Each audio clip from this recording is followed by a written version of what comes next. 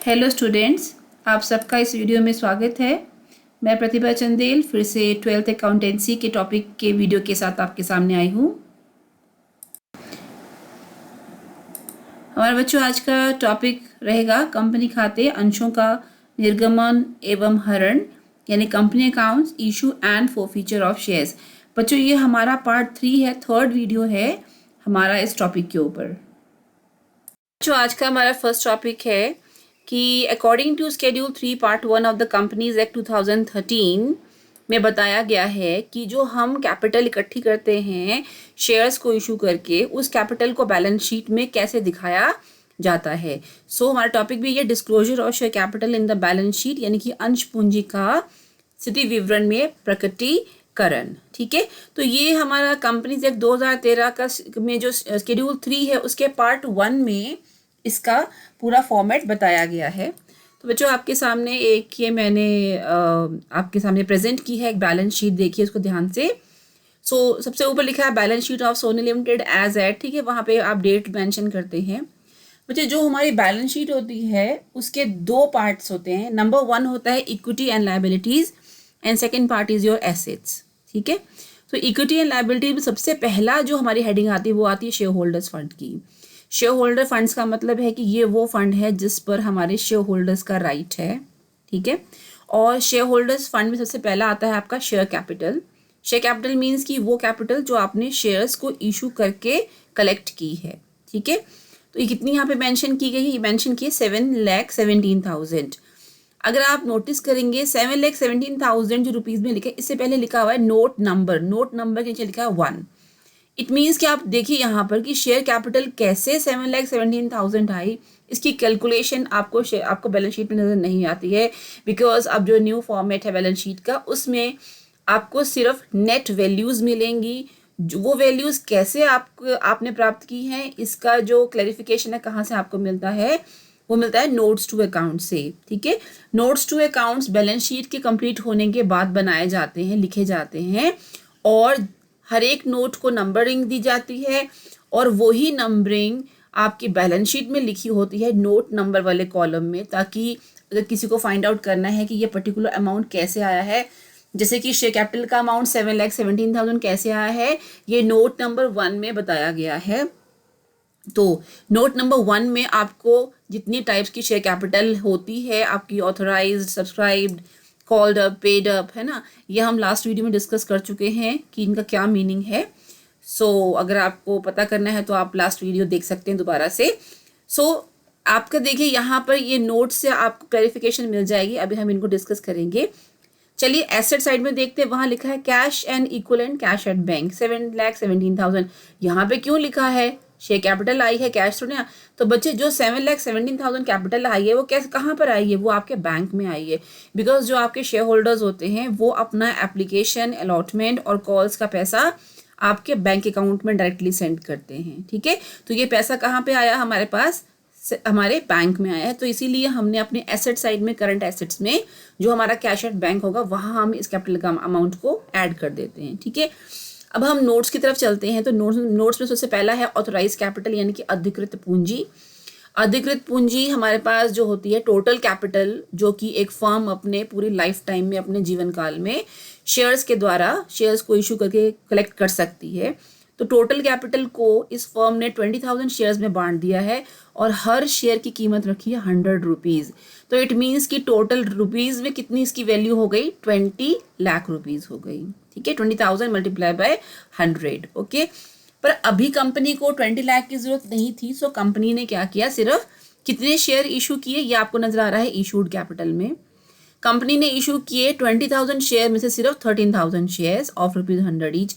It means कि company कितना capital इकट्ठा करना चाहती है? कंपनी इकट्ठा करना चाहती है 13 लाख रुपीज़। ठीक है, अब पब्लिक पर डिपेंड करता है कि पब्लिक पूरे 13,000 शेयर्स के लिए एप्लीकेशन सेंड करती है, अप्लाई करती है, नहीं करती है। तो देखिए, सब्सक्राइब कैपिटल आपको बताती है कि ये पब्लिक है, उन्होंने कितने शेयर्स के लिए अप्लाई किया है।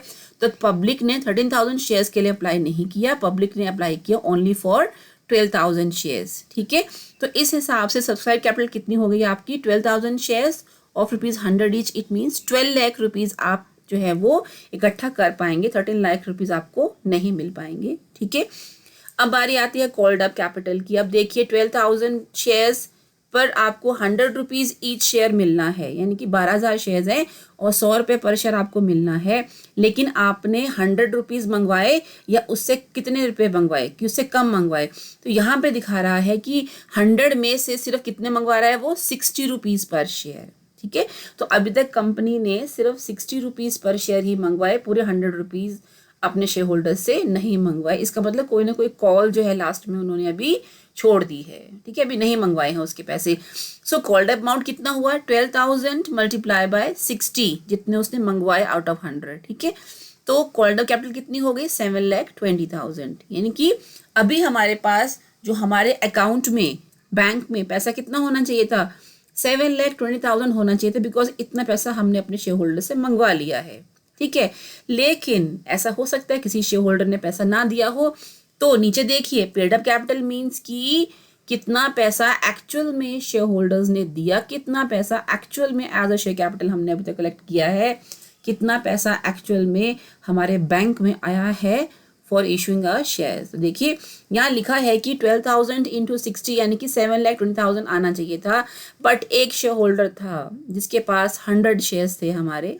ठीक है, जिसको हमने 100 शेयर इशू किए थे, उसने 60 रुपीज़ में से जो हमने कॉल किए थे उसमें से 30 रुपीज़ उसने नहीं दिए तो हमें नहीं मिले।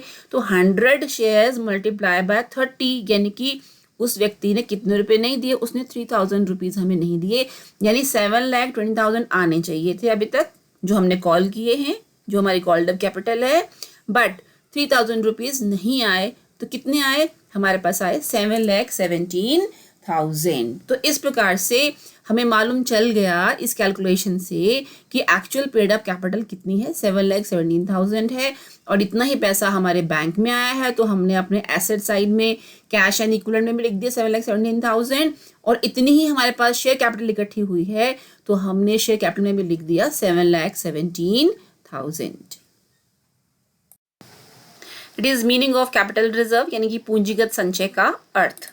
अब जानते हैं कि पूंजीगत संचय यानी कैपिटल रिजर्व क्या होता है। तो बच्चों ये वो संचय है जो पूंजीगत लाभ में से बनाए जाते हैं, जो कैपिटल प्रॉफिट्स होते हैं ना आपके, उसमें से ये पूंजीगत संचय बनाए जाते हैं, यानी कि जो भी आपके पास कैपिटल प्रॉफिट्स होते हैं उन्हें हम कैपिटल रिजर्व में ट्रांसफर कर देते हैं। ठीक है, सो पूंजीगत लाभ ऐसे लाभों कहते हैं जो कंपनी द्वारा अपनी सामान्य व्यवसायिक क्रियाओं से अर्जित नहीं की जाते। सामान्य क्रियाएं क्या मतलब हुआ, आपकी सामान्य व्यवसायिक क्रियाएं हुई, एक बिजनेस क्या करता है, या तो मैन्युफैक्चरिंग करेगा, वस्तुओं का उत्पादन करेगा, या उन्हें खरीदेगा और बेचेगा, या उत्पादन करेगा या बेचेगा, ये उसका मेन व्यवसायिक क्रिया है, ये सामान्य व्यवसायिक क्रिया है। ठीक है, लेकिन इसके अलावा भी व्यवसाय बहुत सी क्रियाएं करता है, जैसे कि फैक्ट्री में आपकी मशीनरी पुरानी हो गई, उसने उसको बेच दिया।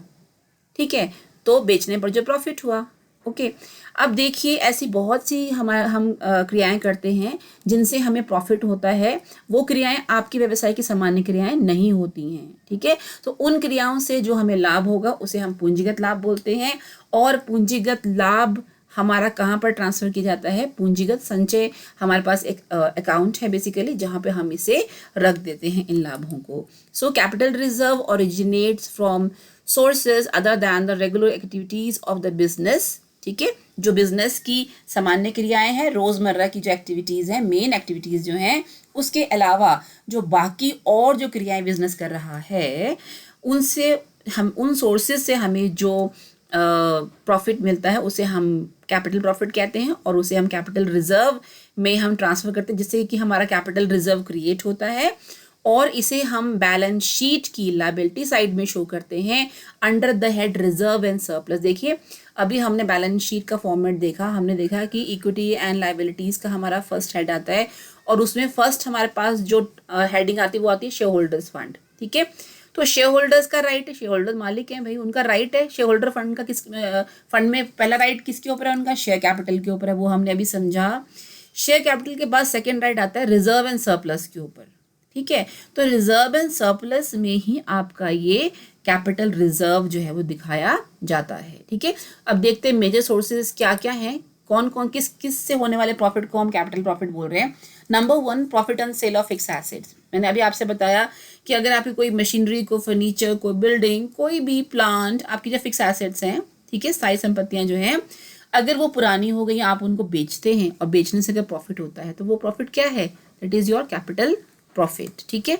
Number 2, profit on revaluation of assets and liabilities. बच्चे अभी आपने एडमिशन रिटायरमेंट का चैप्टर खत्म किया, वहाँ आपने देखा कि हम अपने जो संपत्तियों और दायित्व हैं उनका हम पुनर्मूल्यांकन कर रहे हैं, रिवैल्यूएशन कर रहे हैं, और ये हमारे एसेट्स एंड लायबिलिटीज के रिवैल्यूएशन से अगर हमें प्रॉफिट्स हुए हैं तो वो भी हमारे क्या हैं? कैपिटल प्रॉफिट्स हैं। Third is premium on issue of shares and debentures. अभी हम शेयर्स इशू करने जा रहे हैं, चैप्टर हमारा शेयर्स का ही है। नेक्स्ट चैप्टर आपका डिबेंचर्स का आएगा, ऋण पत्रों का। तो जब हम अपने शेयर्स को या ऋण पत्रों को प्रीमियम पे इशू करते हैं, मतलब क्या होता है प्रीमियम? 100 का शेयर है, आपने उनको 110 पे इशू कर दिया, यानी कि 10 रुपये ऊपर, तो वो जो 10 रुपीज़ है ना, वो आपका क्या है? प्रीमियम है ना। आपको उसे तो 100 रुपये मिलने थे ना, 100 रुपीज़ मिलने थे पर शेयर, लेकिन आपने क्या किया? 110 का शेयर आपने इशू किया या डिबेंचर आपने इशू किया, तो प्रीमियम मीन्स की फेस वैल्यू से ज़्यादा अमाउंट का जब आप शेयर इशू करते हैं, डिबेंचर इशू करते हैं, तो उससे आपको प्रॉफिट होता है और उसे हम कैपिटल प्रॉफिट कहते हैं। Fourth is profit on redemption of debentures at discount. देखिए, अगर आप डिबेंचर इशू करते हैं तो वो तो ऋण है ना, लोन है एक तरह का, आपको एक दिन वापस करना पड़ेगा। जब आप वापस कर रहे हैं तो देखिए, आपने लोगों से तो 100 रुपये लिया, लेकिन वापस आप उनको सिर्फ 90 रुपीज़ कर रहे हैं, तो इट मीन्स क्या हो गया? आप डिस्काउंट पे उनको रिडम्पशन कर रहे हैं। रिडीम होता है वापस करना, ठीक है। तो जब आप डिस्काउंट पे रिडीम करते हैं, अब 100 रुपीज़ किसी हाथ से आप लेकर आप उसको 90 रुपीज़ ही वापस करो, तो 10 रुपये कहाँ है? आपकी पॉकेट में पड़े हैं। वो क्या है? आपका कैपिटल प्रॉफिट है आपका वो, ठीक है।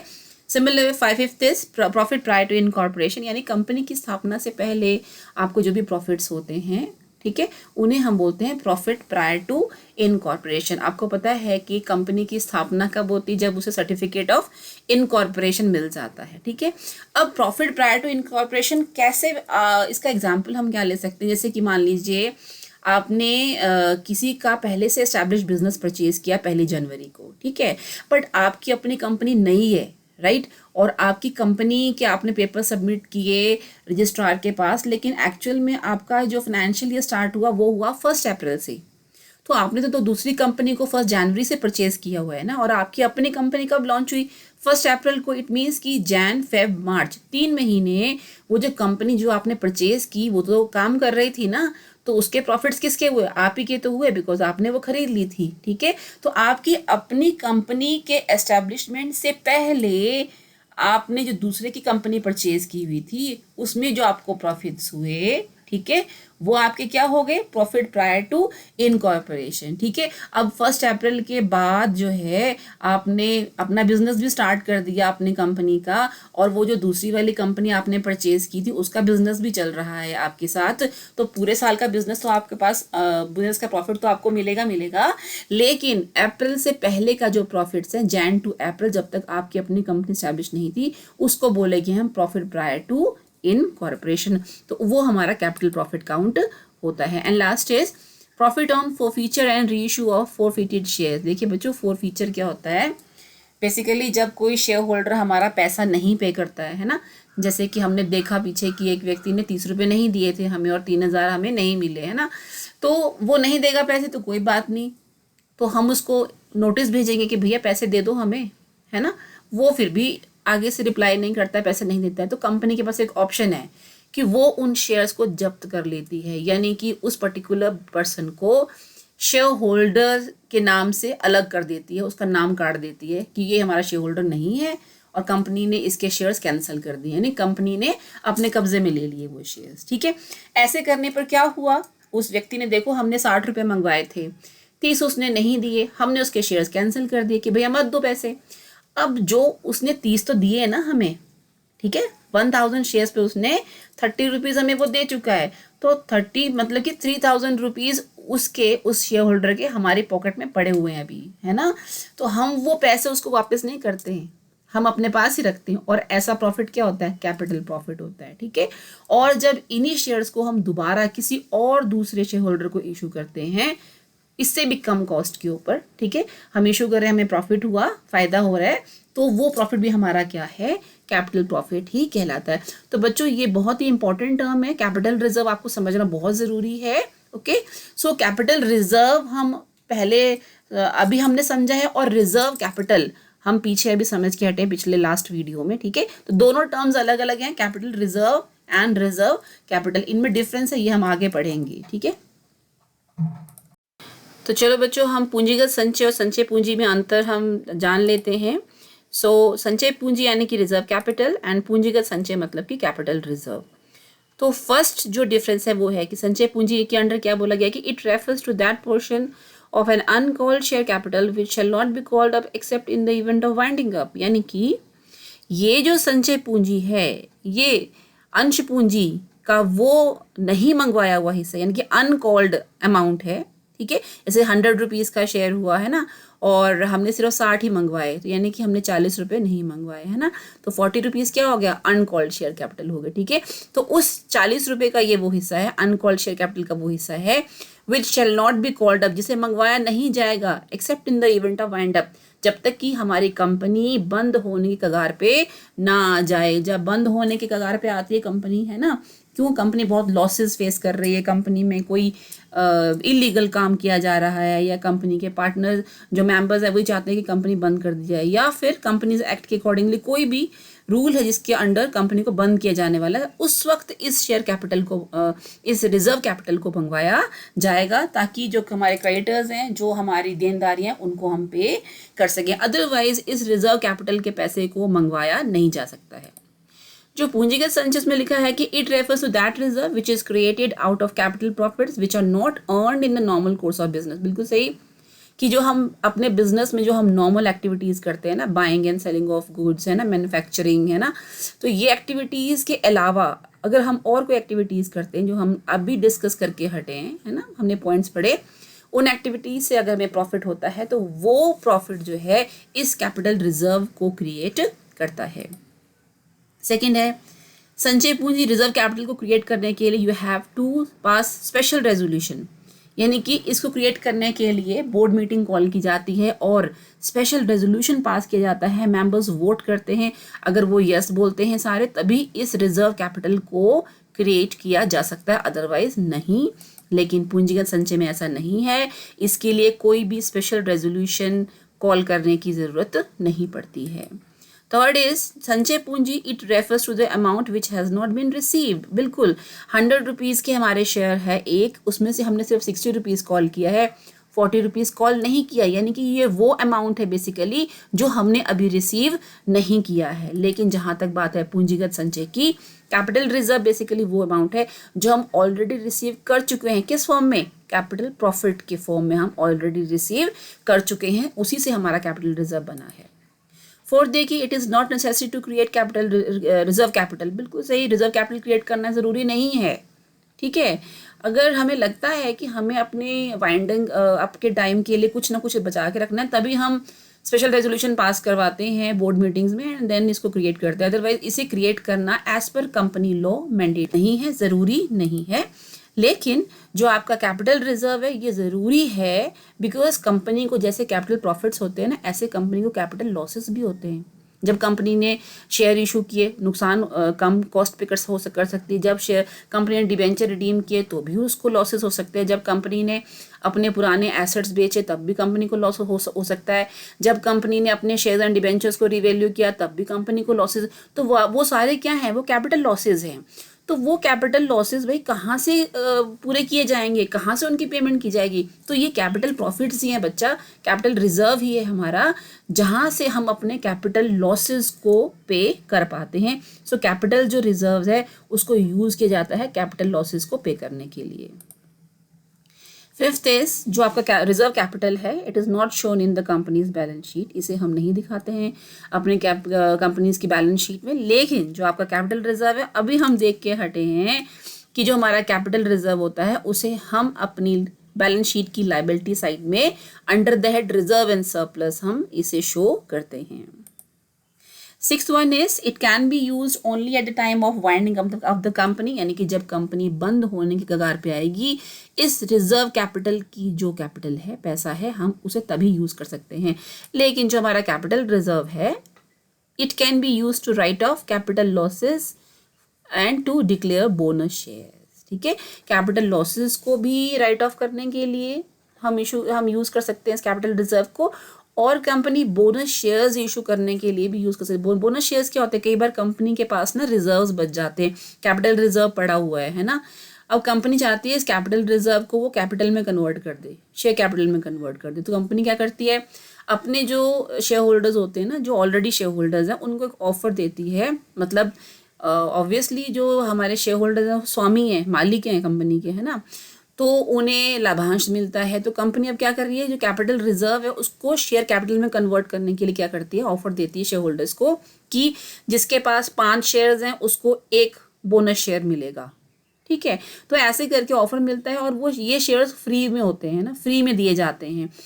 मतलब सिर्फ इतना है कि पैसा नहीं आएगा कंपनी के पास, बस कंपनी अपनी जो कैपिटल रिजर्व का पैसा है उसको कन्वर्ट कर रही है किसमें, शेयर कैपिटल में। यानी कि अब ये जो पैसा है बोनस शेयर्स का, ये कैपिटल रिजर्व में ना दिखकर कहाँ पे नजर आएगा, अब आपकी शेयर कैपिटल में नजर आने लग जाता है, ठीक है।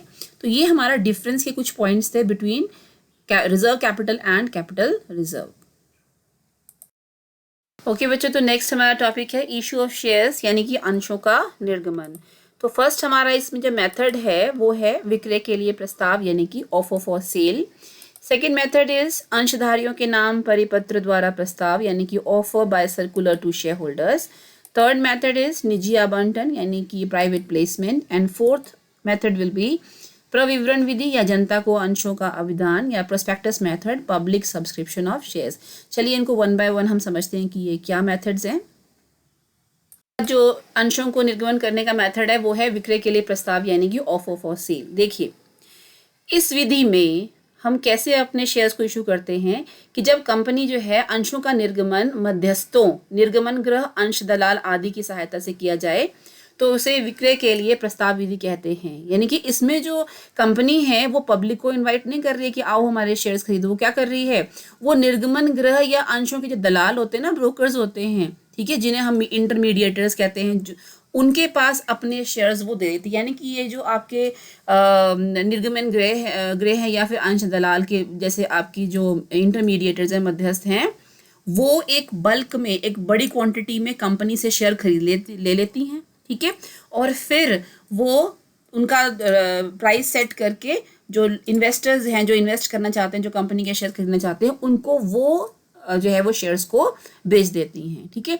अब इससे क्या हुआ कि कंपनी के ऊपर जो बर्डन था अंशों को जारी करने का, अंशों के निर्गमन का, वो समय जो है वो कंपनी का बच जाता है। यानी कि this method involves of a corporation selling a new issue of shares to an issuing company, issuing house, share brokers etcetera. यानी कि ये जो मेथड है इसमें जो कंपनीज हैं, कॉर्पोरेशंस हैं, वो अपने अंश जारी करने के लिए क्या करती हैं, वो इन अंशों को बेच देती हैं किसी निर्गमन गृह यानी कि इशूइंग हाउस को, या किसी अंश दलाल यानी कि शेयर ब्रोकर्स को, ताकि वो जो इंटरमीडिएटर्स हैं वो इन शेयर्स को शेयर होल्डर्स को बेचने का जो रिस्क है, जो खर्चा है, वो सारा उससे वो बच जाती हैं। और जो जितना कुछ खर्चा है, जो रिस्क है, वो किसके ऊपर आ जाता है, अब जो इशूइंग हाउस है या जो शेयर ब्रोकर्स हैं उनके ऊपर ये रिस्क आ जाता है, बिकॉज अब ये उनकी रिस्पॉन्सिबिलिटी बन जाती है कि कंपनी के शेयर्स को कैसे बेचना है और किस रेट पे सेल करना है।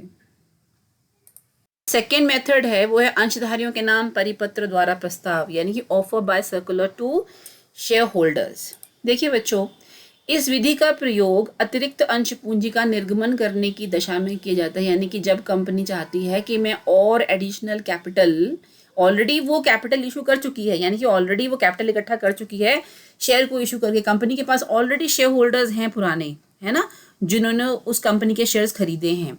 तो अब कंपनी और कैपिटल इकट्ठा करना चाहती है, तो नए अंशों का निर्गमन करने के लिए जब वो नए शेयर इशू करना अभी चाह रही है, ऐसे में क्या करेगी, वो सर्वप्रथम वर्तमान अंशधारियों को परिपत्र के द्वारा अंश क्रय करने के लिए प्रस्ताव भेजा जाता है। यानी कि जो हमारे अभी एग्जिस्टिंग शेयर होल्डर्स हैं उनको कंपनी लेटर भेजेगी, सर्कुलर भेजेगी, ठीक है, कि पहला मौका हम आपको दे रहे हैं, है ना, कि हम जो है वो नए शेयर इशू करने जा रहे हैं, पहला मौका आपको मिल रहा है। अगर आप शेयर खरीदना चाहते हैं तो आप इन शेयर्स को खरीदने के लिए अप्लाई कर सकते हैं। और यदि जो हमारे वर्तमान अंशधारी हैं अगर वो मना कर देते हैं कि हमें नहीं खरीदने हैं, तब इन अंशों को किसी और को बेचा जा सकता है। यानी कि this issue means offering shares to existing members in proportion to their existing share holding, यानी कि जितने उनके पास ऑलरेडी शेयर्स हैं, ठीक है, शेयर होल्डर्स के पास, हम किसको बेच रहे हैं, ये जो हमारे पुराने शेयर होल्डर्स हैं, हम ये ऑफर उन्हीं को दे रहे हैं, ठीक है। जितने शेयर्स जिस शेयर होल्डर के पास होंगे उतने ही शेयर्स हम नए उसी प्रपोर्शन में उनको देने के लिए हम ऑफर करेंगे। इसे हम राइट इशू भी बोलते हैं, ठीक है। राइट इशू मीन्स कि इसमें जो हमारे शेयर होल्डर्स हैं उनको राइट मिलता है, हक मिलता है कि वो नए शेयर्स को परचेज कर सकते हैं एट अ लो प्राइस, यानी कि जो मार्केट में प्राइस होगा शेयर्स का उससे कम कीमत पर शेयर होल्डर्स को नए शेयर्स परचेज करने का ऑफर इसमें दिया जाता है। यानी कि पब्लिक को हम नहीं बुला रहे हैं, पब्लिक ऐसी पब्लिक जो अभी हमारे शेयर होल्डर्स नहीं बने हैं उनको ये ऑफर नहीं मिलता है। ये ऑफर मिलता है किसको, जो ऑलरेडी हमारे शेयर होल्डर्स हैं उनको ये ऑफर दिया जा रहा है। और अगर वो मना कर देंगे तो फिर हम बाकी पब्लिक को इन अंशों को हम बेच सकते हैं। थर्ड मेथड है निजी आवंटन, यानी कि प्राइवेट प्लेसमेंट। जैसे कि इसका नाम बता रहा है, निजी यानी कि प्राइवेटली। तो ये जो कंपनीज होती हैं जो अपने शेयर इशू करना चाहती हैं वो प्राइवेटली अपने लेवल पर ही जो अपने नोन पर्सन्स हैं, जो उनके संचालक हैं, बोर्ड ऑफ डायरेक्टर्स हैं, फ्रेंड्स हैं, रिश्तेदार हैं, या जो ऑलरेडी हमारे शेयर होल्डर्स हैं, या जो NRIs हैं जो एक बल्क में शेयर्स हमारे खरीद लेते हैं काफ़ी सारे अमाउंट में, या जो फाइनेंशियल इंस्टीट्यूशंस हैं, ठीक है, इनको अंशों का निर्गमन किया जाता है, ठीक है। हम जनरल पब्लिक को इनवाइट नहीं करते हैं कि आप हमारे शेयर्स खरीदिए, बल्कि हमारे जो बोर्ड ऑफ डायरेक्टर्स, यानी कि आप इन टोटल कह सकते हैं कि ऐसे लोग जो कि बल्क में बड़े अमाउंट में हमारे शेयर्स खरीदते हैं, हम उनको अपने शेयर्स डायरेक्टली सेल करने के लिए इनवाइट करते हैं।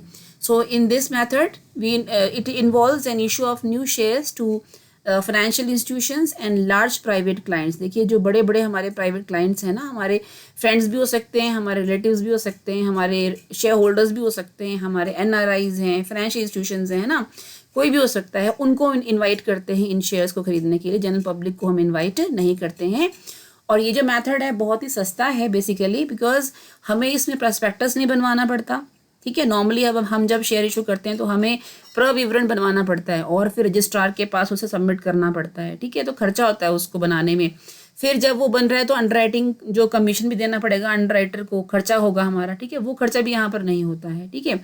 और ये जो शेयर्स होते हैं जिन्हें इस प्रकार से आवंटन किया जाता है, उन्हें हमें किसी शेयर मार्केट में भी, किसी स्टॉक एक्सचेंज में भी हमें रजिस्टर वहाँ पे करवाना नहीं पड़ता है, यानी कि वहाँ पे कोई हमें क्लैरिफिकेशन नहीं चाहिए उसके लिए, ठीक है। और साथ के साथ मतलब कहना इन टोटल हम ये कह सकते हैं कि बहुत ही सस्ता, बहुत ही आसान तरीका है ये शेयर्स को इशू करने का। लेकिन इसमें एक कंडीशन आती है कि जब भी हमें इस प्रकार से प्लेसमेंट करनी होती है, आवंटन करना होता है, तो बोर्ड मीटिंग में स्पेशल रेजोल्यूशन पास किया जाता है, ठीक है। अगर वो पास हो जाए तभी इस प्रकार के शेयर्स जो हैं वो इशू किए जाते हैं, या फिर सेंट्रल गवर्नमेंट से परमिशन ली जाती है, ठीक है, कि ये कंपनी के बेनिफिट के लिए है और मेजॉरिटी ऑफ मेंबर्स इसके फेवर में है, ऐसा बोल के अगर सेंट्रल गवर्नमेंट आपको हामी भर दे, कंसेंट दे दे, तो आप इन शेयर्स को इन शेयर्स का इस प्रकार से आवंटन आप कर सकते हैं, ठीक है। यहाँ एक कंडीशन रखी जाती है कि जो लोग, जो हमारे शेयर होल्डर्स इस प्रकार के शेयर्स को खरीदते हैं, उनके लिए कंडीशन होती है कि इस प्रकार के शेयर्स को वो 3 साल से पहले रीसेल नहीं कर सकते, किसी और को बेच नहीं सकते। तो वो 3 साल का पीरियड हम बोलते हैं लॉक इन पीरियड, है ना। तो वो लॉक इन का जो पीरियड है वो उनके लिए ज़रूरी होता है। 3 साल से पहले इस प्रकार के शेयर्स को वो किसी और को बेच नहीं सकते। है हमारे पास प्रविवरण विधि, यानी कि जनता को अंशों का अभिदान, यानी कि prospectus method, public subscription of shares.